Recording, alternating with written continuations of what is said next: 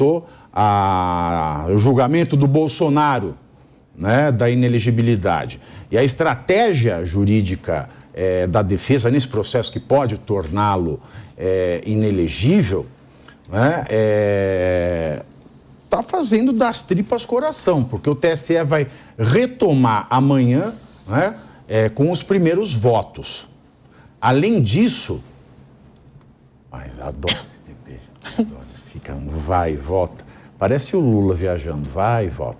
Além disso, o advogado do ex-presidente, Tarcísio Vieira, que é um ex-ministro do TSE, argumenta que a reunião feita com embaixadores, que é o principal ponto da ação movida pelo PDT, teria sido um debate legítimo, sem caráter eleitoral e sem gravidade capaz de prejudicar o processo eleitoral.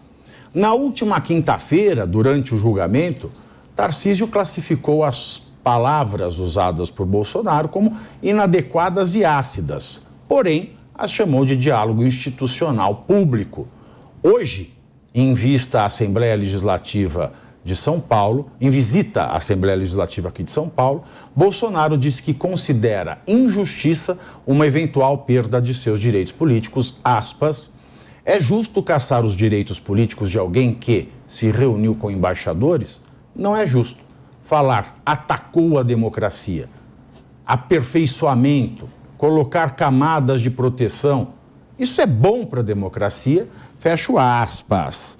De fato, Deise, a gente pensa assim, o Brasil é um Estado laico, né? Muito se criticou o Bolsonaro quando ele falava, o ministro terrivelmente evangélico, a Damares, eu sou terrivelmente cristã, aquela questão dos templos religiosos na pandemia, muito se criticou ele aí e muitas decisões foram tomadas e críticas feitas com base no argumento de que o Brasil é um Estado laico.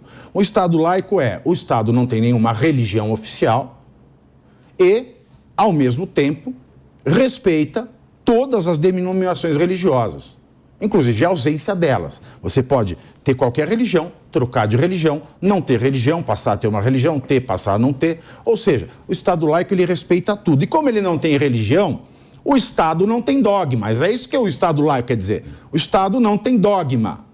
Tudo é método democrático. A partir do momento que você elege um assunto proibido, você está tornando esse Estado inconfessional. A gente não está encontrando hoje ayatolás nesse tema, porque uma coisa é ele discutir falhas no sistema eleitoral, que vai muito além das urnas. O sistema eleitoral é um processo complexo.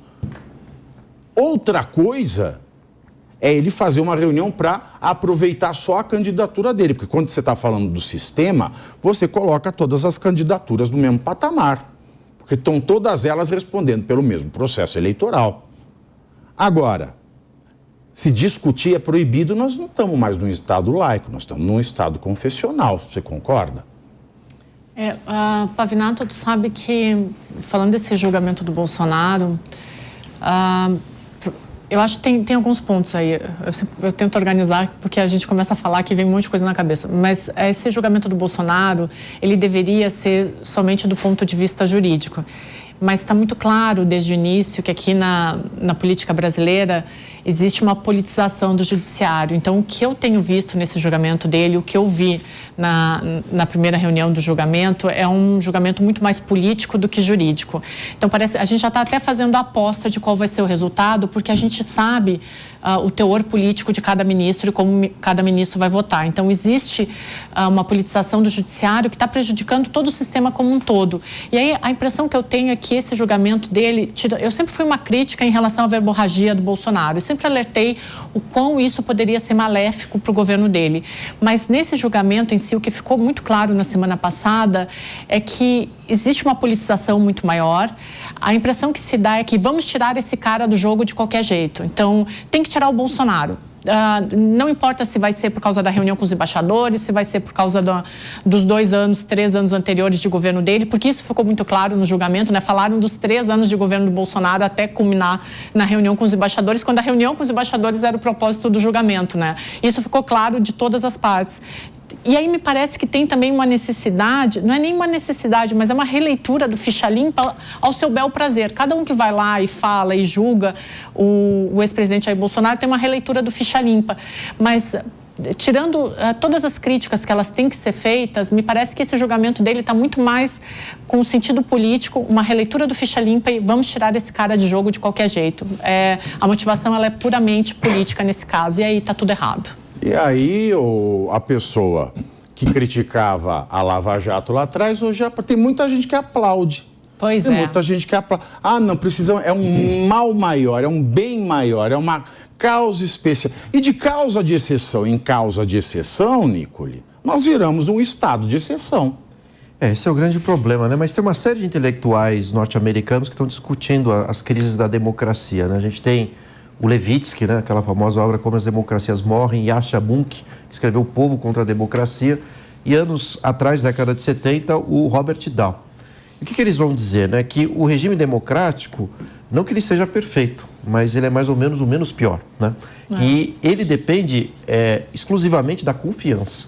Então, quem participa da eleição se compromete, caso vença, não matar quem perdeu. Quem perde não vai fazer uma revolução para acabar com o vitorioso. E é necessário... E também quem ganhou não vai dizimar o adversário que perdeu, exatamente, por mais abjeto que ele seja. Pois é, então é um pacto pacífico, né? Em que, mesmo que haja oposição, ninguém vai exterminar o outro. Só que para que isso funcione é necessário que aqueles que participam do processo eleitoral, não só os partidos, mas os políticos, deem confiança à população sobre o próprio regime e a idoneidade do processo eleitoral. Quando isso começa a deixar de funcionar, é um caos, né? Esse é o grande problema. E o Robert Dow, na década de 70, dizia o seguinte, né? A democracia americana funcionava, né? Não mais desde Trump, exatamente porque quem perde aceita, quem vence aceita a existência do derrotado. E é tão frágil esse sistema que essa confiança ela é fundamental. A gente tem o caso do Al Gore, né? Que perdeu a eleição para o Bush no início desse século. E houve um processo inicial de recontagem dos votos. E ele teve que voltar atrás, dizendo o seguinte: não, eu reconheço que o Bush venceu em nome da preservação da democracia. Então, e voltando ao caso do Bolsonaro, eu acho que o grande pecado do governo Bolsonaro foi ter falas, assim como foi indicado agora, né, que colocava em dúvidas o resultado eleitoral. E acho que esse é o grande aprendizado da direita hoje, né? Ou seja, tem que ter essa transmissão de confiança no processo para o eleitorado. Senão, aqueles que ocupam os cargos, né, no judiciário, no TSE, no caso, eles vão caçar, não tem jeito, né? Então, tem uma ampla bibliografia que dá respaldo para que juízes ajam dessa forma. E o pecado do Bolsonaro foi cutucar a democracia. Não estou dizendo que seja um regime perfeito, de fato não é.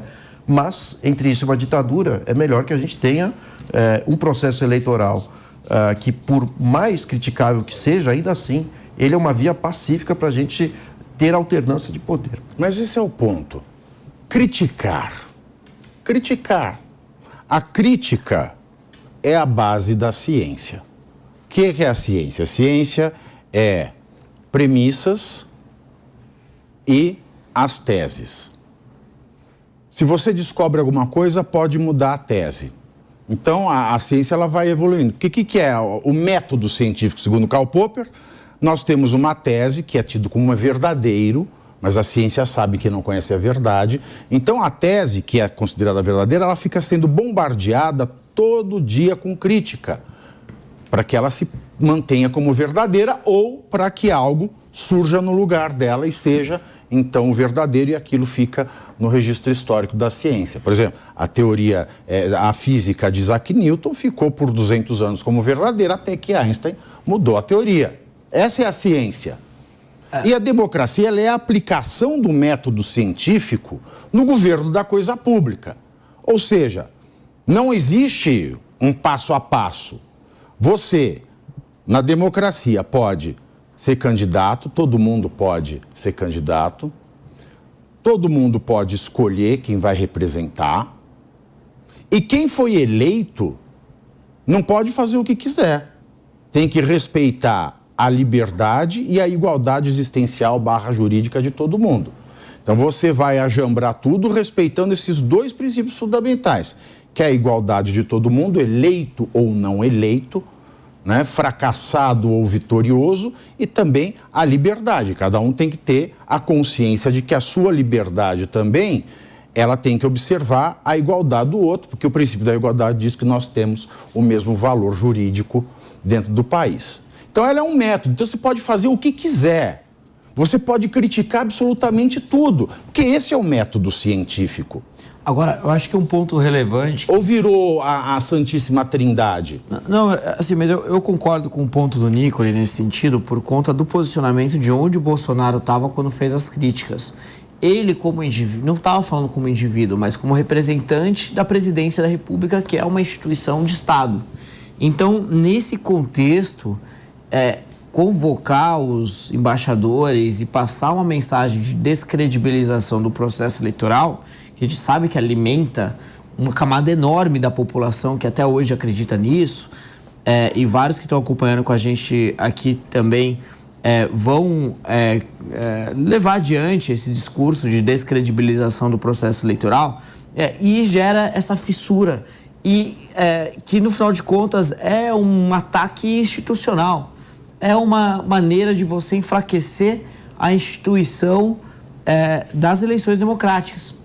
E essa abertura para descredibilização do processo eleitoral e esses contínuos ataques institucionais, que, vale ressaltar, o Lula também realiza hoje, diversos ataques institucionais, vão criando esse ambiente do que a Deise disse agora, de um ambiente de um judiciário que tem um viés muito claro de esquerda, e que hoje chega ao ponto de claramente a gente ver uma perseguição a atores políticos e lideranças da direita. Não só o Bolsonaro, e aí tem uma série de teorias e teses sobre qual que deveria ser a melhor estratégia de defesa de Bolsonaro, que no final de contas, na minha opinião, é tudo nulo, porque o resultado a gente já sabe o que vai acontecer. Não importa se ele minimiza a reunião com os embaixadores, não importa se ele mostra uma outra forma de se comunicar, ele vai ficar inelegível. Olha, isso é fogo, Daniel. É isso aí. Porque se você já sabe... É que isso o que um juiz... A gente só cumpre formalidade. Como é que a gente vai acreditar numa análise séria, ponderação de defesa e acusação, se a gente já sabe o resultado? E é esse o problema, porque a gente está num período de uma alta destruição institucional. E nenhum país se desenvolve com instituições fracas. Tem várias teorias super plausíveis de desenvolvimento econômico que enxerga a força e a credibilidade das instituições como uma das principais variáveis condicionantes para que um país se desenvolva e se torne mais rico. Olha. E quando a gente tem um judiciário que chega nesse nível, que já passou com o Deltan, que logo mais vai vir o Moro, a chapa do PL lá do Ceará vai ser toda caçada, e por aí vai. A coisa começa a se deteriorar num nível extremamente preocupante. Como é que você vai confiar? Extremamente preocupante. Agora, eu acredito que quando a gente olha o desenvolvimento do país, 20 anos é curto prazo. A gente tem que olhar com uma perspectiva mais longa. Se você abrir os livros de história política do Brasil, você vai ver há 100 anos atrás a gente cometendo erros que a gente comete hoje. Então, 20 anos é um prazo muito curto para a gente conseguir fazer mudanças no Brasil. Olha, esse é o horizonte que a gente tem que olhar. E para a gente mudar o Brasil nos próximos 20 anos, a gente precisa ter cada vez mais novas lideranças da direita, técnicas preparadas, com valores, com caráter, e sendo formadas e jogadas para frente e impulsionadas para que a gente consiga ter, de fato, mais chances aí de vir a governar mais vezes. Isso é bonito de falar. O problema aí você entra e o judiciário te tira. A gente tem problema. E eu vou fazer aqui um preâmbulo para o Bissoli me corrigir e passar as impressões dele. 200 anos, esse negócio de lei para inglês ver. Tem exatamente 192 anos esse problema. Foi em 1825, quando a Inglaterra falou, olha, não faço mais negócio com um país que tem tráfico negreiro. Aí o Brasil fez a lei que não podia ter tráfico negreiro, mas continuou até 1850 e pouco. E aí surgiu a expressão lei para inglês ver. E a gente tem no Brasil só lei para inglês ver. Aí agora, na Constituição de 88, tem lá, artigo 5º, inciso 39, princípio da legalidade. Não há crime sem lei anterior, não há pena sem lei anterior. Então, a lei ela tem que ser prévia, escrita, ela tem que ser interpretada de maneira estrita e aplicada de maneira certa, é o princípio da legalidade. Ah, mas é só a lei do Código Penal, do crime? Não. É toda a lei que traz uma condenação, uma penalidade com a pena restritiva de direito. No caso da inelegibilidade, isso é uma cláusula penal, perda dos direitos. Tá? Foi o eminente ministro do STF, José Carlos Moreira Alves, na primeira vez, enfrentou esse tema numa cláusula penal fora do âmbito criminal, né, à luz do princípio da legalidade. Bom, pois bem, o Deltan a gente viu, a lei diz, inelegível quando você exonera ou aposenta voluntariamente, estando em curso processo administrativo disciplinar. Não tinha. Criaram a lei ali. E o juiz não pode. Que a lei ela tem que ser aplicada de maneira estrita. Ou você joga fora a Constituição. Vamos combinar que a Constituição no Brasil, né, é uma porcaria, então eu estou rasgando na cara dura a Constituição. Aí depois um monte de gente ficou assim, o dia que eu comia papel falando assim, olha o que eu estou fazendo com a Constituição, todo mundo ficou horrorizado. Horrorizado estou eu, de ver a Constituição usada, não para comer, como papel higiênico. Aí vem o caso do Bolsonaro. O que ele está? Vem a denúncia do PDT, era só a reunião com embaixadores. E foi no período pré-eleitoral. Isso já anota aí que eu quero uma explicação. Se foi no pré-eleitoral, o abuso de poder deveria ser julgado como crime de responsabilidade por impeachment. Passou essa oportunidade, não tem como se enquadrar na lei eleitoral, porque o artigo 22 da lei 64 de 1990, que o PDT usou para entrar, fala o abuso de poder político ou econômico para beneficiar um candidato ou um partido. Então o combo é esse. Aí eu só não gostei da defesa do Bolsonaro, falar assim, mas isso foi inútil para abalar a resistência. O inciso 16 diz que não importa se os meios são úteis ou inúteis. Eu acho que isso foi bobagem e ele deu pano para manga. Aí. Mas é o seguinte, o artigo é abuso do poder político ou econômico para privilegiar um partido ou uma candidatura. E ele falou do sistema eleitoral. Ah, mas isso poderia... Não tem poderia. Lei penal, gente, precisa da legalidade. Lei escrita, prévia, aplicada de maneira estrita e certa. Não tem esse... poderia. Não tem... Ou tira da... E não tem como tirar da Constituição, que é cláusula pétrea. Petríssima. O juiz não pode ser água mole. Brincando de água mole, pétrea dura, tanto bate até que fura. Não dá. Não dá. É a lei. Aí quando a gente fica vendo esse desrespeito sistemático à legislação, como é que a gente vai confiar na instituição? E outra, são 3 poderes independentes, né, que deveriam ser freios e contrapesos. Se ele faz uma crítica dessa, e no Estado laico, você pode criticar tudo. Senão não é Estado laico. O outro poder responsável pelo processo, ele poderia ter respondido à altura. E só para eu finalizar, o processo eleitoral vai mais do que a urna. Se a candidatura do Bolsonaro foi obrigada a não falar, inclusive a imprensa, a não falar que ele era amigo do Maduro e não era amigo do Ortega, o sistema eleitoral prejudicou uma campanha que estava falando a verdade. Avinato, as pessoas às vezes minimizam o que está acontecendo. E minimizam porque não entendem que quando você tira a capacidade eleitoral plena de alguém, ou seja, o direito de votar e ser votado, você tira daquela pessoa a condição de cidadão. Ou seja, uma das coisas mais importantes que existe para qualquer pessoa no Estado democrático de direito é a condição de cidadão no pleno gozo dos seus direitos de cidadão. Quando a gente vê uma situação como essa, em que se busca fazer um reparo histórico, uma correção de rumos a respeito de que grupo deveria conduzir o país... cidadão em pleno gozo dos seus direitos, que viraram cidades em plena gozação. É isso que virou isso aqui. Quando você tenta fazer qualquer tipo de correção de rumo do ponto de vista de escolha de grupo político por meio de atitudes como essa, você gera um estado de insegurança jurídica.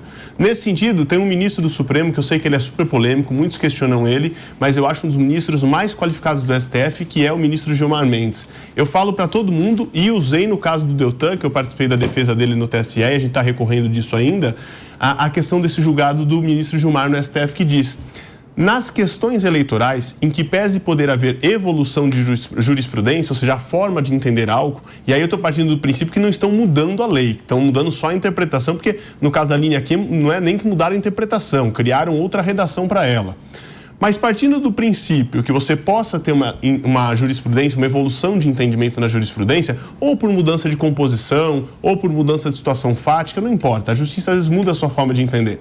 Aquilo no processo eleitoral só pode valer para o próximo pleito, se não traz uma insegurança jurídica, ou seja, o que pode nessa eleição ou o que não pode nessa eleição, se eu mudo o entendimento em relação àquilo no curso do processo eleitoral, eu estou mudando o resultado democrático. Eu não posso ter uma instituição como a Justiça Eleitoral, seja o TSE, seja o STF, qualquer instância, por mais forte e qualificada que sejam seus membros, mudar o entendimento de algo no curso do processo eleitoral para mudar o resultado dele. Eu não podia ter resolução tendo sido feita no meio do processo eleitoral como o TSE fez. Que a lei manda, só pode fazer isso até março. Até março, antes da eleição. Outubro. Fez durante o processo eleitoral. Então quem abusou de poder não foi o candidato, foi o judiciário. Foi fazendo uma resolução num período que não deveria existir. Aí você tem uma interpretação de uma linha, de um caso como o Deltan, que a lei fala que até a eleição tinha que ter sido julgado nas instâncias ordinárias o registro dele. A justiça tardou, não julgou, e em primeira instância o registro foi julgado só depois das eleições, o recurso no TSE era instância ordinária e se muda o entendimento da linha Q para reconhecer a sua inelegibilidade. E agora a gente vem para o caso do Bolsonaro. O Pavinato muito bem deu exemplo aqui. Se algo de errado pode ter havido naquela reunião com os embaixadores, no meu ponto de vista, seria uma infração do ponto de vista enquanto chefe de Estado em colocar em xeque essas instituições. E aí você teria um crime de responsabilidade a ser apurado lá no Congresso Nacional como impeachment, pelo seu devido procedimento, pelo seu devido regramento, e que,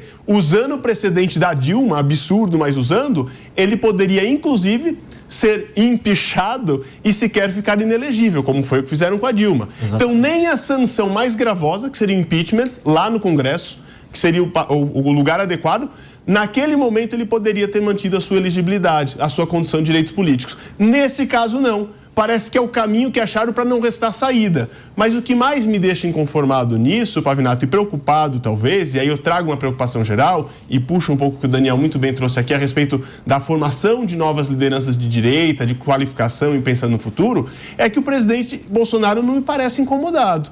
Ele tem dado as suas declarações, seja essa na Assembleia Legislativa hoje ou nas últimas semanas, olha, eu acho injusto, eu acho... Quem conhece o tom dele... bem inconformado e às vezes até usando palavras não adequadas para se pronunciar a respeito do que ele não gosta, ele estaria muito mais bravo. E aí o que começa a me parecer, que me deixa ainda mais preocupado, é se realmente existe algum tipo de conversa aí, olha, dos males o menor, não reclama disso, que nós vamos adotar essa atitude e você não reclama porque senão pode ser pior, o Lula foi preso, o Temer foi preso, por que o Bolsonaro não pode ser preso?